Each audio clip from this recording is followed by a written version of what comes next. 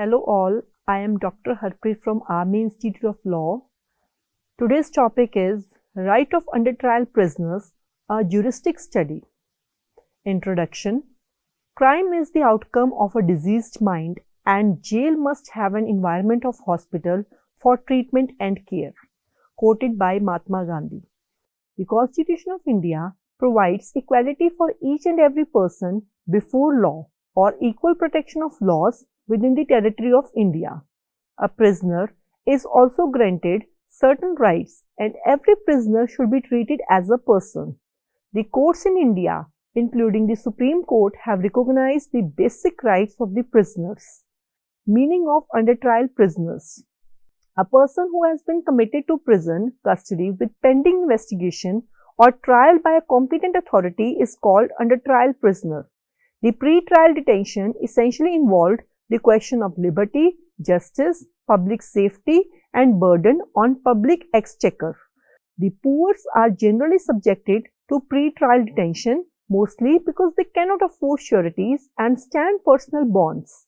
It not only affects the family life of the under trial prisoner but also adversely affects his moral due to vicious impact of prisoner environment. Classification of under trial prisoners. The classification of under trial prisoners should be done only on the basis of security, discipline and institutional program. No classification on the basis of social status should be attempted. The entitlement of the diet, clothing, bedding and interview will be same as applicable to other categories of prison. Under trial prisoners should be classified as under Category 1. Prisoner involved in terrorist and extremist activity. Special security prisoners limited and with permission and higher authority. Category 2. Dangerous prisoners involved in murder, dacoity, robbery, rape cases, habitual offenders, previous escape and drug peddlers. Statutory provisions. There are plethora of statutes dealing directly or indirectly with the rights of prisoners. These are the Constitution of India 1950. Article 21, Protection of Life and Personal Liberty. Article 21 of the Constitution of India, the protection of life and personal liberty is no more a truth than for the large number of Indian citizens who are unaware of its existence. No person shall be deprived of his life or personal liberty except according to the procedure established by law. Through the phraseology of Article 21 starts with negative words, but words no has been used in the relation to the word deprived. The object of the fundamental rights under Article 21 is to prevent encroachment upon the personal liberty and deprivation of life except according to the procedure established by law. It clearly means that this is a fundamental right has been provided against state only. Where an act of private individual supported by the state infringes the personal liberty or life of another person, the act will certainly come under the ambit of Article 21. Various aspects of the right to personal liberty relating to under trial prisoners are discussed below. Right to bail. When you are arrested, you are taken into custody. This means that you are not free to leave the scene. Without being arrested, you can be detained, however, or held for questioning for a short time if a police officer or other person believe you may be involved in any crime. For example, an officer may detain you if you are carrying a large box near a burglary site. The object of arrest and detention of the accessed person is primarily to secure his appearance at the trial and to ensure that in case he is found guilty, he is available to receive the sentence. If his presence at the trial could be reasonably ensured otherwise than by his arrest and detention, it would be unjust and unfair to deprive the accused of his liberty during the pendency of criminal proceedings against him. Under trial not to be kept with convict. In a case, it was brought to the notice of the Supreme Court that a substantial number of under trial prisoners, presumably innocent until convicted, were kept in Tihar jail with convict. The court condemned this practice as a custodial privacy which offended the test of reasonableness in Article 19 and fairness in Article 21. It was held that these under trial prisoners were contaminated were being made criminal. The court held that under trial should be kept separately from convict the hardened criminal whose guilt had been proved. Right to fair trial. The right to fair trial is seen as an essential right in all countries respecting the rules of law. A trial in these countries that is deemed unfair will typically be restarted or its verdict quashed. Various rights associated with the fair trial are explicitly proclaimed in Article 10 of the Universal Declaration of Human Rights, the Sixth Amendment to the United States Constitution, and Article 6 of the European Convention of Human Rights, as well as numerous other constitutions and declarations throughout the world. The right to a fair trial has been defined in numerous regional and international human rights instruments. It is one of the most extensive human rights, and all international human rights instruments enshrined it in more than one article. The right to a fair trial is one of the most litigated human rights, and substantial case law has been established on the interpretation of this human right. Despite variation in wording and placement of the various fair trial rights, international human rights instruments define the right to a fair trial in broadly the same terms. The aim of the right is to ensure the proper administration of the justice. As a minimum, the right to fair trial includes the following trial rights in criminal proceedings. Number 1. Right against handcuffing. Handcuffing has been held to be a prima facie inhuman and therefore unreasonable, over harsh, and at the flush arbitrary. It has been held to be unwarranted and violative of Section 21. The court thus directed the Union of India to issue appropriate guidelines in this regard. Right against inhuman treatment. The Supreme Court in several cases has taken a serious note of the inhuman treatment meted to the prisoner and has issued appropriate direction to prison and police authorities for safeguarding the rights of the prisoners and persons in police lockup, particularly of women and children.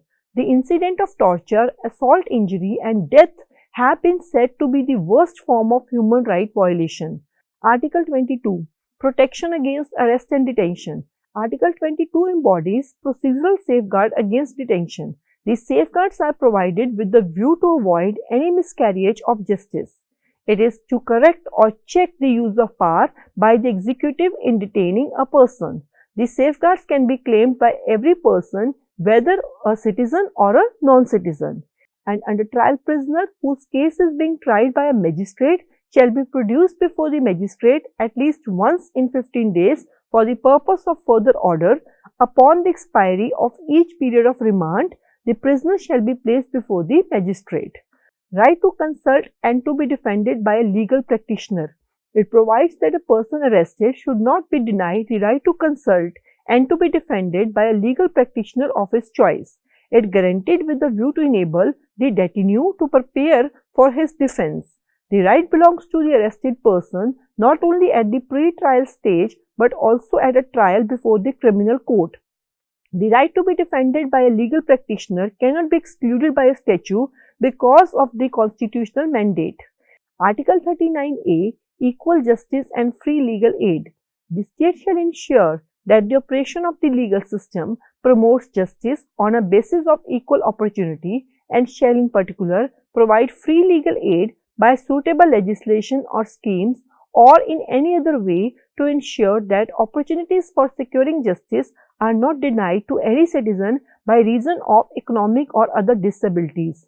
The talk of human rights would become meaningless unless a person is provided with the legal aid to enable him to have access to justice in case of violation of his human rights. This is a formidable challenge in the country of India's size and heterogeneity, where more than half of the population lives in far-flung villages steeped in poverty, destitution, and illiteracy. Legal aid is no longer a matter of charity or benevolence, but is only of the constitutional rights, and the legal machinery itself is expected to deal specifically with it. The Code of Criminal Procedure 1973. The provisions of CRPC dealing with under trial prisoners are Section 46 and 49. Section 46 and 49 of CRPC and prevention of inhuman treatment to under trial prisoner, it must be remembered, extend general protection to all prisoners and apply to all cases of arrest. Section 309, in fact, at this stage, we may make reference to Section 309 of CRPC, which clearly states that proceedings in a trial had to be completed as expeditiously as possible. Clause 1 states that in every inquiry or trial, the proceeding shall be held as expeditiously as possible and particularly when the examination of witnesses has begun. States that the same must continue from day to day until all the witnesses have been examined unless the court finds the adjournment of the same beyond the following days necessary. Section 436A, where a person has during the period of investigation, inquiry or trial of an offence under any law undergone detention for a period extending up to 1/2 of the maximum period of imprisonment specified for that offence under the law, he shall be released by the court on his personal bond with or without sureties, provided that the court may, after hearing the public prosecutor and for reasons to be recorded by it in writing, order the continued detention of such person for a period longer than 1/2 of the said period or release him on bail instead of the personal bond with or without sureties. Provided further that no such person shall in case be detained during the period of investigation, inquiry or trial for more than maximum period of imprisonment provided for the said offence under the law. In computing the period of detention for granting bail, the period of detention passed due to delaying of proceedings caused by the accused shall be excluded. Section 468. The first section examined by the court was Section 468 of the Code, which states that for accused person whose alleged crime would mandate a punishment if they were convicted of fine only, incarceration for not more than 1 year. Incarceration for more than 1 year but not more than 3 years. If they were incarcerated for a period of 6 months and above, or 1 year and above, or 3 years and above respectively, no court could take cognizance of the offence. Analysis of Section 482. The Supreme Court importantly held that the core of the right to speedy trial was the protection against incarceration, and thus in the prolongation of a trial, the maximum prejudice was suffered by an individual who had been unjustly incarcerated. But the primary contention which deserves our attention is the contention of the Advocate General in the same cases where he contended that unjustifiable long periods of detention would amount to an abuse of the process of the court and would thus invite judicial action under 482 of the Code. Women under trial prisoners. Women under trial prisoners should normally be escorted by women police. When there are no women police available, they should be accompanied by women prison guard. As far as is practicable, the separate conveyance should be provided for the transport of women under trial prisoners. Women staff members shall be in charge of women under trial prisoners. The lady assistant superintendent or senior matron should be present at the time to admission and release of women under trial prisoners. She should attend the work pertaining to women under trial prisoners. As far as possible, women under trial prisoners should be handed over to their relatives after release. If this is not possible, women police or women prison guard should escort the released women under trial prisoners to the nearest station or transport bus stand. Judicial attitude towards under trial prisoners. The past decade has witnessed an increasing consciousness about the desirability of prison reforms. It is now being recognized that a reformative philosophy and a rehabilitative strategy must form a part of prison justice. Maneka Gandhi's case was a landmark in Indian jurisprudence. The Maneka principle was extended to prison condition and particularly to the plight of under trials. A series of new items appeared in the Indian Express about the continued incarceration of under trial prisoners in Bihar jails. Some of them were never produced before the courts. Some of the under trial prisoners whose names are given in the newspaper cuttings have been in jail for as many as 5, 7 or 9 years, and a few of them for even more than 10 years without their trial being begun.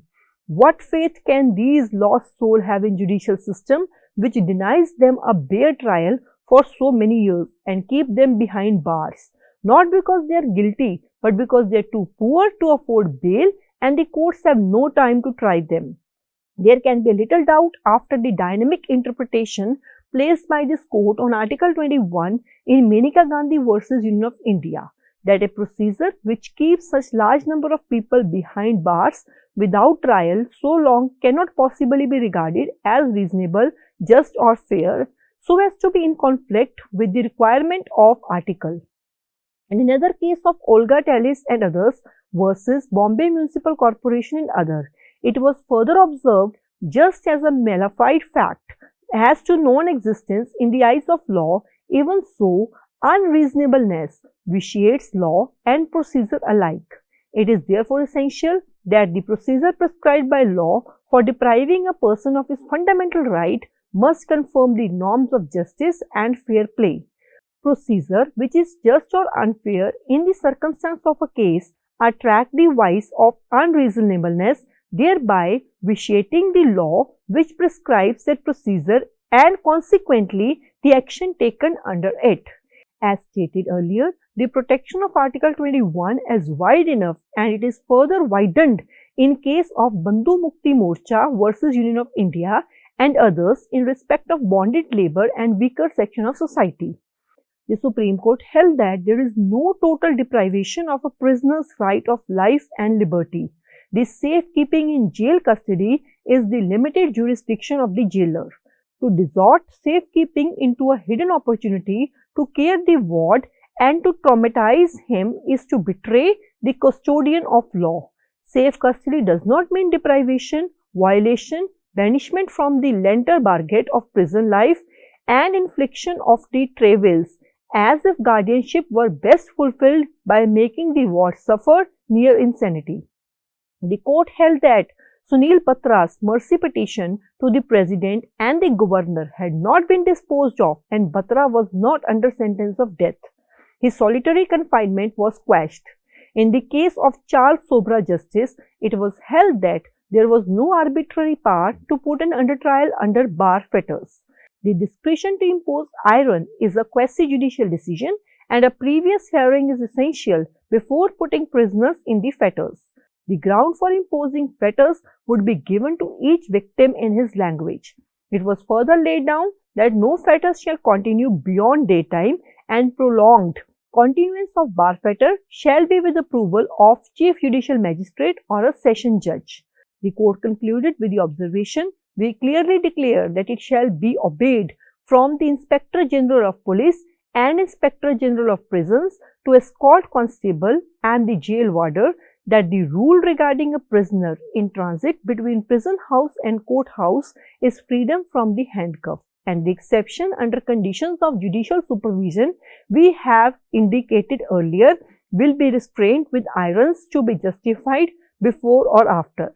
We mandate the judicial officer before whom the prisoner is produced to interrogate the prisoner as a rule whether he has been subjected to handcuffs or other iron treatment, and if he has been officially concerned, shall be asked to explain the action forthwith in the light of his judgment.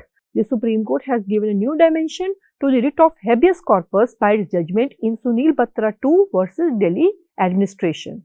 While the decision of the Constitutional Bench of the Supreme Court in Sunil Batra versus Delhi Administration had crystallized the legally enforceable rights of a prisoner, the latter decision in Sunil Batra 2 has radicalized the procedure for the enforcement of the rights of the prisoners. The habeas corpus writ was traditionally used for securing the release of a person detained illegally.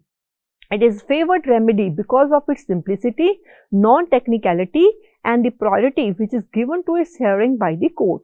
Sunil Batra 2 laid down the important principle of law that a writ of habeas corpus is available not only to secure the release of a prisoner illegally detained, but also to regulate the conditions and the manner of detention of a person whose detention is lawful. Thus, a speedy and simple remedy is available to the prisoner to seek redress of their grievances about the manner of their detention. The prisoners now have an important forum for the enforcement of their rights, as all the grievances could formerly be aired only through the prisoner hierarchy. very few prisoners voiced any complaint for fear of retaliation. The very existence of the remedy of a writ of habeas corpus would be a deterrent to jail authorities and could prevent arbitrary and capricious action. In Husainara Khatun versus Home Secretary of State of Bihar, the Supreme Court held that fairness under Article 21 is impaired where procedural law does not provide speedy trial of accused, does not provide for his pre-trial release on bail on his personal bond, where he is indigent and there is no substantial risk of his absconding. If an under trial prisoner is kept in jail for a period longer than maximum term of imprisonment which could have been awarded on his conviction, and if he is not offered free legal aid where he is too poor to engage a lawyer, provided the lawyer engaged by the state is not objected to by the accused. Where the petitioner succeeds in establishing his case, the court would grant him any relief which is necessary to uphold proper justice or to prevent manifest injustice regardless of technicalities, such as to issue directions to the government and other appropriate authorities as may be necessary to secure to a prisoner his constitutional right. The Supreme Court decision in Sukhdas and another versus Union Territory of Arunachal Pradesh held that free legal aid was essential to reasonable, just and fair procedure and therefore a fundamental right of an accused. However, as pointed out by the Supreme Court, low pay and lack of accountability means that legal aid lawyers often fail to appear in court as appointed. Frequently, recently qualified law students seeking to gain experience in court take up these cases having had a minimal practice. Usually in cases when the accused is poor and unable to pay, the prosecutor is less inclined to perform to a high standard. Suggestions: it is a shocking reflection on the flaws in our criminal justice system that less than one of the 3 people lodged in Indian jail is a convict. The vast majority of the prison population, as many as about 2.5 lakhs or 70%, is made up of under trial awaiting justice. The Law Commission of India has a topical feel about it. The situation today is not unlike what it was then. People languish in jail for the want of resources to seek bail, for the lack of proper legal aid, and the hopelessly sluggish pace at which the judicial system moves. Coupled with this is the presence of the police force that seems less interested in securing convictions than in making summary arrests, effectively using custody as a form of preventive detention. If the problem of under trials has proved so intractable, it is because it is a manifestation of a fundamental and deep-rooted flaws in the criminal justice system. A few remedial measures have been suggested below: increase the number of judges, proper planned and adequate financial support for establishing more courts and providing them with adequate infrastructure. Alternative dispute resolution methods like mediation and conciliation should be given preference and Lok Adalat method be adopted. In the era of technological advancement, courts should not be left behind. Courts at all levels should be modernized and computerized, etc. If these methods are adopted, then the problem and plight faced by under trial prisoners must be prevented. A system is good or bad by comparison. The alternative systems of jurisprudence prevailing in the world are the continental system and the Islamic system. The strength and weakness of both these are too well known to be recounted. In any event, it is easier to reform and improve the existing system than it would be to supplant it with another. We have been practicing the common law system for over a century, and it would be expedient and practical to re-verogate it rather than to look for a new one. This, however, would not be possible without the radical reform, some of which have been outlined in this article, which can ensure the efficient administration of justice and the conclusion of trial process within a reasonable span of time. The immediate task is to identify those who are eligible for bail and ensure their release. Under the Code of Criminal Procedure Amendment Act, those accused of offence for which the death penalty is not prescribed are entitled to be released if they have been in detention for more than half the stipulated period of imprisonment. Also, the majority of the under trial population is behind bar for petty offences and by sentence admission is under lockup in the absence of trial.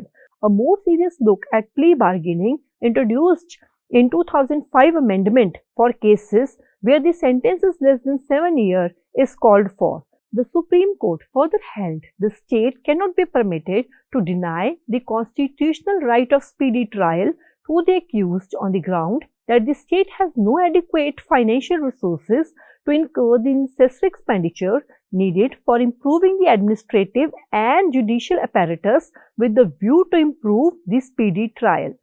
I hope the lecture is useful for you. Thank you and have a nice day.